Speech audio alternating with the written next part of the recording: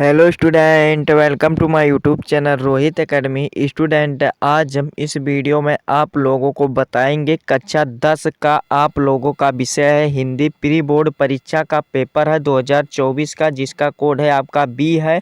इसका हम संपूर्ण हल के साथ आप लोगों को इस वीडियो में बताएंगे एंड समझाएंगे। आप लोगों को बता दें कि अगर आप लोगों के स्कूल में प्री बोर्ड का पेपर नहीं हुआ क्लास 10th का, और अगर आप लोगों का नहीं हुआ है तो आप लोग इस वीडियो को ज़रूर देखिएगा। ये वायरल पेपर है, इसी में से आप लोगों को क्वेश्चन देखने को मिलेगा अपने स्कूल में। तो आप लोगों को बता दें, अगर प्री बोर्ड का पेपर हो गया है तो आप लोग तब भी ये देखिएगा। ये बोर्ड पेपर के लिए भी इम्पॉर्टेंट है, जो आप लोगों का 22 फरवरी को जो आप लोग का पेपर है उसके लिए भी इम्पॉर्टेंट है। इसका हम संपूर्ण हल के साथ इस वीडियो में बताएंगे। इसमें जितने भी वो आए हैं, मतलब जितने भी क्वेश्चन आए हैं वो सभी इंपॉर्टेंट। आप लोग को समय दिया गया था 3 घंटा 15 मिनट दिया जाएगा, और पूर्णांक आप लोग का रहेगा 70 नंबर, 30 नंबर प्रैक्टिकल का रहेगा। ये तो प्रोसेस आप लोग जानते ही होंगे। चलिए बिना देरी के शुरू करते हैं और अपने क्वेश्चन पर आते हैं। देखिए, खंड आ यहाँ से हमारा स्टार्ट होता है, जिसमें से बहुविकल्पीय प्रश्न है।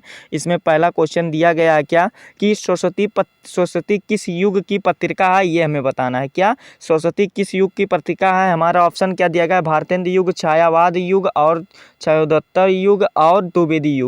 ठीक, तो ये जो सरस्वती किस युग की पत्रिका है, तो ये है छायावाद युग की पत्रिका है, यानी कि बी वाला ऑप्शन हमारा सही हो जाएगा। ठीक, ये 1 नंबर हमारा कंप्लीट हो गया। फिर अगला क्वेश्चन देखिए क्या पूछा गया है कि गबन की विधा है, यानी कि बताना है गबन की विधा क्या है। तो ये गबन की विधा जो है उपन्यास विधा है, और इसके जो लेखक हैं कौन हैं, ये मुंशी प्रेमचंद जी हैं, यानी कि हमारा सी वाला ऑप्शन राइट हो जाएगा।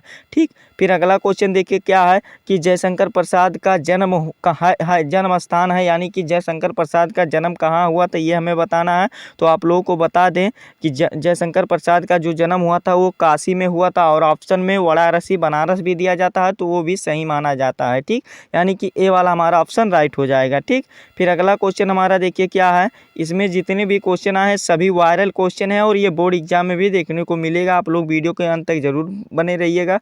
और जो हमारा चौथा क्वेश्चन है कि आचार्य रामचंद्र शुक्ल एक हैं, यानी कि एक क्या है, कवि है, उपन्यासकार है, या आलोचक है, या नाटककार है।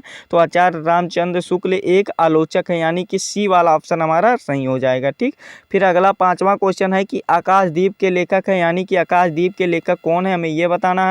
तो आकाशदीप के लेखक कौन है, यही हमें बताना है। तो इसका जो राइट आंसर हो जाएगा, आकाशदीप के जो लेखक हैं वो जयशंकर प्रसाद जी हैं, यानी कि सी वाला ऑप्शन हमारा सही हो जाएगा। ठीक, फिर अगला क्वेश्चन जो 6 वाला है कि तुलसीदास किस काल के कवि हैं, ये बताना है। तो तुलसीदास किस काल के कवि है, हमें ये बताना है। तो इसका जो राइट आंसर हो जाएगा, ये भक्त काल के कवि हैं, यानी कि बी वाला हमारा ऑप्शन राइट हो जाएगा।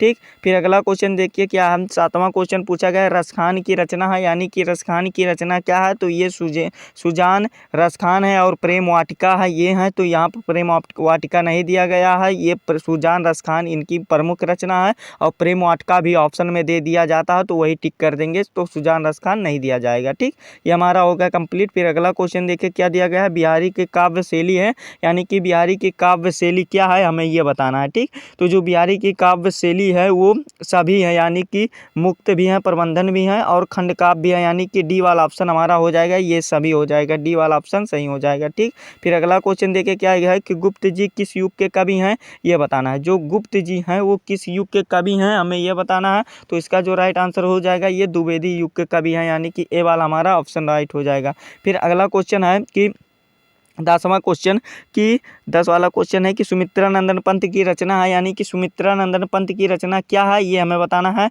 तो जो सुमित्रा नंदन पंत की रचना है वो क्या है, हमें ये बताना। तो जो इसका राइट आंसर हो जाएगा 10वें का ए वाला, यानी कि ज्ञानदीप जो है ये सुमित्रा नंदन पंत की रचना है, यानी कि ए वाला ऑप्शन राइट हो जाएगा।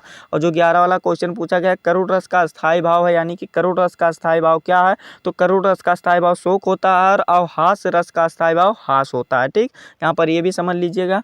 फिर अगला क्वेश्चन देखिए, चलिए आ जाते हैं 12 वाले क्वेश्चन पर कि हरिपद कोमल कमल से पद में अलंकार है, यानी कि इसमें कौन सा अलंकार है। तो इसमें उपमा अलंकार है। फिर अगला क्वेश्चन 13 वाला पूछा गया है कि सोठा छंद के प्रत्येक पंक्ति में कुल मात्राएं होती हैं। तो ये 24 मात्राएं होती हैं।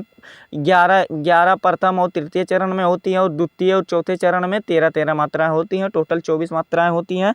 ये हमारा कौन सा राइट आंसर हो जाएगा, ये वाला ऑप्शन राइट हो जाएगा। ठीक, फिर अगला क्वेश्चन देखिए क्या है, पर्यावरण शब्द में कौन सा उपसर्ग लगा है। तो पर्यावरण में शब्द में कौन सा उपसर्ग लगा है हमें ये बताना है।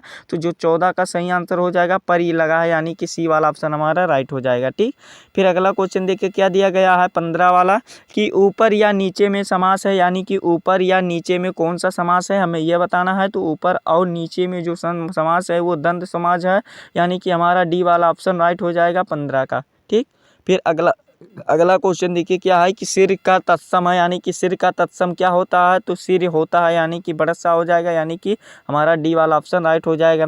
फिर अगला क्वेश्चन देखिए क्या दिया गया है, तम का विभक्त और वचन है, यानी कि तम का विभक्त और वचन क्या है। तो द्वितीय एक वचन है, द्वितीय विभक्त एक वचन है, यानी कि डी वाला ऑप्शन राइट हो जाएगा। ठीक, फिर 18 वाला जो देखिए क्वेश्चन क्या पूछा गया है, कि रचना के आधार पर वाक्य के भेद हैं, यानी कि रचना के आधार पर वाक्य के कितने भेद होते हैं। तो 3 भेद होते हैं, यानी कि बी वाला ऑप्शन हमारा राइट हो जाएगा, 3 भेद होते हैं। ठीक, फिर अगला क्वेश्चन पूछा गया, धान के पानी भरे खेतों में बच्चे उछल रहे हैं, उदाहरण है, यानी कि इसका उदाहरण क्या है। तो इसका उदाहरण जो है कृतवाच्य है, यानी कि हमारा बी वाला ऑप्शन राइट हो जाएगा 19 का। और जो अगला क्वेश्चन हमारा पूछा गया है 20 वाला, कि हिंदी में पदों की संख्या है, यानी कि हिंदी में पदों की संख्या कितनी होती हैं। तो 4 होती हैं, यानी कि ए वाला ऑप्शन हमारा राइट हो जाएगा। ठीक, इस प्रकार से आप लोगों का 20 नंबर 20 MCQ ये हो गया कंप्लीट और 20 नंबर भी हो गया कंप्लीट। और चलिए आगे भी आप लोगों को बताते हैं समझाते हैं। खंड बा यहाँ से हमारा स्टार्ट होता है, सेम इसी प्रकार से भी आपका पेपर आएगा। खंड बा स्टार्ट होता है जिसमें वर्णनात्मक प्रश्न दिए गए हैं। यहाँ पर 21 वाला क्वेश्चन हो गया है, निम्नलिखित गद्यांश से संबंधित प्रश्नों का उत्तर देना हमारा। तो यहाँ पर देखिए पहला क्वेश्चन जो दिया गया है, कि ईर्ष्या का यह अनोखा वरदान है, जिस मनुष्य को हृदय में ईर्ष्या घर बना लेती है, वह उनसे भी आनंद नहीं उठाता जो उसके पास मौजूद है, बल्कि उन वस्तुओं से दुख उठाता है जो दूसरों के पास है।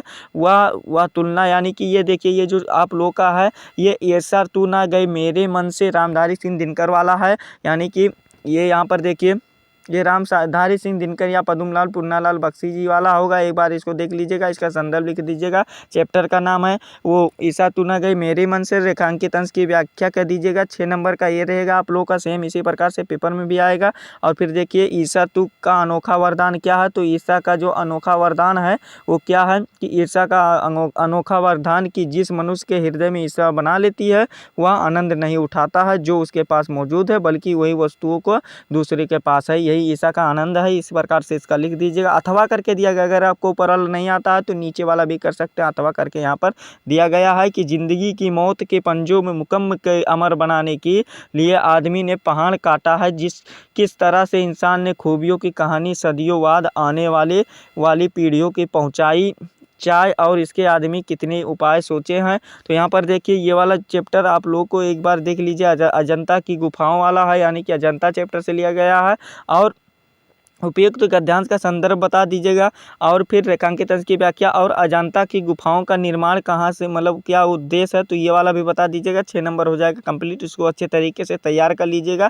और फिर देखिए अगला क्या है, जो 22 वाला दिया गया पद्यांश पर आधारित 3 प्रश्नों का उत्तर दीजिए, यानी कि चींटी को देखा वह सरल विरल काली रेखा, तम में तागे सी जो हिलडुल चलती, लघुपथ पल पल मिलजुल, वह है पिपलिका पोती देख न किसी भी भांति, काम करती वह सतत, कन कन कन के चुनती अविरत, यानी कि ये चींटी चैप्टर से लिया गया है। तो यहाँ पर संदर्भ में लिख दीजिएगा कि, और फिर 2 नंबर का रेखांकित अंश की व्याख्या भी दिया गया। कवि वह है पिपीला पंत के द्वारा किस आदर्श के प्रति संकेत करता है, इसका आंसर लिख दीजिएगा। अगर आपको परवाल नहीं आता है तो ये अथवा करके भी दिया गया है, नीचे वाला भी कर सकते हैं, कि नभ में गर्वित झुकता ना शीश, पर अंक लिए हैं दान छार, और फिर मन गल जाता है नत विष देख, तन सह लेता है कुलिस भार, और कितने मृदु कितने प्राण, और फिर यहाँ पर आप लोग का संदर्भ लिख देना, रेखांकित अंश की व्याख्या कर देना और ये क्वेश्चन दिया गया इसको सॉल्व कर लेना है। 6 नंबर ये वाला भी कंप्लीट हो जाएगा। तो इसको अच्छे तरीके से आप लोग तैयार कर लीजिएगा। और फिर जो 23 वाला क्वेश्चन हमारा दिया गया है कि दिए गए संस्कृत गद्यांश का हिस्सा संदर्भ हिंदी में व्याख्या कीजिए, यानी कि संदर्भ लिखना है और हिंदी में व्याख्या भी करना है। 5 नंबर है, 2 नंबर आप लोगों का 2 नंबर आप लोगों का संदर्भ का है, 3 नंबर हिंदी में अनुवाद करने के लिए। ठीक, तो आप लोगों का देखिए ये यहाँ पर आप लोग का वाराणसी नामक चैप्टर से लिया गया है ये वाला। तो आप लोग इसको अच्छे तरीके से तैयार कर लीजिएगा। यहाँ पर अथवा करके यहाँ पर भी दिया जाएगा, देखिए एकदा बहुआ वाला ये वाला भी दिया गया, जो समझ में आएगा उसको तैयार कर लीजिएगा और कर लीजिएगा। फिर देखिए दूसरा क्या दिया गया है, दिए गए पद्यांश का संदर्भ व्याख्या कीजिए और 5 नंबर के ये क्वेश्चन है, सेम प्रोसेस है। यहाँ पर देखिए ये वाला दिया गया है, अब दो दुर्गा में चारों न सचारो न पंडिता, ये वाला दिया गया अथवा करके इसमें भी दिया गया। चाहे आप ये ऊपर वाला कि नीचे वाला कीजिए, चाहे ऊपर वाला, जो समझ में आएगा कर लीजिएगा। और देखिए फिर अगला क्वेश्चन 25 वाला दिया गया है कि पठित खंड काव्य की कथावस्तु संक्षेप में लिखे। देखिए क्या कह रहा है कि जो आप लोगों को जनपद में पढ़ना है उसका आप लोगों को कथावस्तु संक्षेप में लिखिए। और फिर देखिए पठित खंड काव्य के आधार पर नायक या नायक का चय चित्रण लिखिए। ये टोटल आप लोगों का 1.5 नंबर का है, यानी कि 3 नंबर यहाँ से आप लोगों का दोनों क्वेश्चन में कंप्लीट हो जाएगा। ठीक, फिर देखिए 26 वाला क्वेश्चन क्या दिया गया है कि दिए गए लेखकों में से किसी एक का जीवन परिचय लिखते हैं, उनकी एक प्रमुख रचनाओं का उल्लेख कीजिए। 5 नंबर का क्वेश्चन दिया गया है, 3 नंबर आप लोगों का जीवन परिचय का, 2 नंबर रचनाओं का उल्लेख करने पर है। ठीक, हमारे ऑप्शन में दिए गए आचार्य रामचंद्र शुक्ल जी दिए गए, डॉक्टर राजेंद्र प्रसाद, जयशंकर प्रसाद। और यही 2 आप लोगों के बोर्ड एग्जाम के लिए भी इंपॉर्टेंट होते हैं, आचार्य रामचंद्र शुक्ल और जयशंकर प्रसाद जी। तो इसको अच्छे तरीके से आप लोग तैयार कर लीजिएगा। 5 नंबर इसका कोई नहीं रोक सकता है। और पद्यांश में भी देख लीजिए क्या है कि दिए गए कवियों में से किसी एक का जीवन परिचय देते हुए उनकी एक प्रमुख रचनाओं का उल्लेख कीजिए। गोस्वामी तुलसीदास जी हैं, सुमित्रानंद पंत जी हैं, मैथिली शरण गुप्त जी हैं। तो आप लोगों को जानकारी के लिए बता दूं, बोर्ड एग्जाम के लिए गोस्वामी तुलसीदास जी का याद कर लीजिएगा और आप लोग महादेवी वर्मा जी का और सूरदास जी का, ये तीनों का याद कीजिएगा और किसी का मत भी याद कीजिएगा, लेकिन कैसे अच्छे तरीके से याद कर लीजिएगा। और 5 नंबर इसका भी कोई नहीं रोक सकता है। ठीक, आप लोग बोर्ड एग्जाम के लिए जो 22 फरवरी को पेपर होगा अच्छे तरीके से तैयार कर लीजिएगा। फिर अगला क्वेश्चन देखिए क्या है 27 वाला कि अपनी पाठ वस्तु से कथस्थ किया हुआ कोई एक श्लोक लिखिए जो इस प्रश्न पत्र में ना आया। इसके लिए 2 नंबर निर्धारित किए गए हैं, तो आप लोग लिख दीजिएगा और तैयार कर लीजिएगा। ठीक, इसी प्रकार से बोर्ड एग्जाम में भी पेपर पूछेगा, जिस प्रकार से हम बता रहे हैं ये वायरल पेपर है, बता दे रहे हैं। फिर निम्नलिखित प्रश्नों में से किन्हीं 2 प्रश्नों का उत्तर देना है, इसके लिए 2 नंबर दिए गए हैं। और पहला जो क्वेश्चन है दानेन का वर्धते और जो दूसरा क्वेश्चन है पादेन बिनम न दुर्यत। और फिर ग्रामीण का उपासका, तो ग्रामीण ये वाला बता दीजिए और मित्रादर्श, यानी कि चारों क्वेश्चन में से किसी 2 क्वेश्चन का आंसर बताना है। यहाँ पर देखिए आप लोग को बोर्ड एग्जाम में इसके लिए 4 नंबर दिए जाएंगे, यहाँ पर 2 ही नंबर दिया गया, इसके कोई बात नहीं। चलिए और फिर अगला क्वेश्चन देख लेते हैं। यहाँ पर निम्नलिखित में से किन्हीं एक विषय पर निबंध लिखिए। देखिए यहाँ पर 9 नंबर दिया जाएगा बोर्ड एग्जाम में, यहाँ पर 7 नंबर दिए गए हैं। चलिए यहाँ पर कोई बात नहीं, समझने के आप लोग को समझा दे रहे हैं। देखिए ये 9 नंबर पर्यावरण की प्रदूषण पर कर लीजिएगा और वृक्षारोपण का महत्व, शिक्षा में खेलकूद और भ्रष्टाचार की। और एक और तैयार कर लीजिएगा बाबू, मेरा प्रिय कवि तैयार कर लीजिएगा और जनसंख्या विस्फोट या जनसंख्या वृद्धि पर 9 नंबर, इस पर इतना तैयार कर लेंगे, 9 नंबर कोई नहीं रोक सकता है। ठीक, यहाँ तक समझ गए ना। और फिर आगे देखिए क्या बढ़ गया, ये भी बढ़ गया है बाबू, ये समझने की बात है, कोई नहीं बताते हैं जल्दी। यहाँ पर देखिए 30 वाला क्वेश्चन पे इसी प्रकार से बोर्ड में भी पेपर आएगा। 22 फरवरी को भी आप लोगों का इसी प्रकार से पेपर देखने को मिलेगा।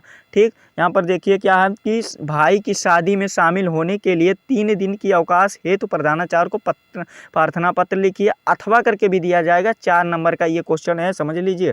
फिर देखिए अथवा करके क्या दिया जाएगा, अपने मित्र को बड़े भाई के विवाह में सम्मिलित होने के लिए एक निमंत्रण पत्र लिखिए। 4 नंबर का ये क्वेश्चन बढ़ा दिया गया है। अभी हाल ही में 2024 से ये आ रहा है और 2023 में जितने भी बोर्ड एग्जाम के पेपर हुए हैं उनमें जितने भी जिले में हुए हैं उनमें नहीं आया है, यानी कि 23 में कोई किसी में ये क्वेश्चन नहीं आता था, लेकिन 24 में अब आएगा, 22 फरवरी को ये आएगा। ठीक, इसी प्रकार से तो आप लोगों का पेपर यही था, तो आप लोगों को इसको अच्छे तरीके से समझा दिए हैं एंड बता दिए हैं। और देखिए ये पेपर बताए हैं आप लोगों को, इसको अच्छे तरीके से तैयार कर लीजिएगा और आप लोग को आंसर भी बता दिए हैं थोड़ा बहुत। तो यहाँ पर अच्छे तरीके से अगर आप अच्छे तरीके से इसका तैयार कर लेते हैं तो 70 में 70 नंबर कोई नहीं रोक सकता है, 70 में 70 नंबर कोई नहीं रोक सकता है हिंदी में। और इसको अच्छे तरीके तरीके से तैयार कर लीजिएगा और 22 फरवरी में फोड़ करके आना है। सभी पेपर फोड़ करके आना, हम बताएंगे आप लोगों को कैसे क्या करना है। बस आप वीडियो हमारे चैनल पर बने रहिएगा। और ये वीडियो आप लोगों को कैसा लगा है कमेंट करके ज़रूर बताइएगा। अगर आप हमारे चैनल पर नए हैं तो चैनल को सब्सक्राइब कर लीजिएगा और बेल आइकन को भी दबा दीजिएगा। और इस वीडियो को क्लास 10th के जितने भी स्टूडेंट हैं उनके पास शेयर कर दीजिएगा, पहुंचा दीजिएगा और सभी स्टूडेंट के पास पहुंचा दीजिएगा। चलिए मिलते हैं नेक्स्ट वीडियो में नेक्स्ट टॉपिक के साथ। तब तक के लिए जय हिंद, जय भारत, वंदे मातरम।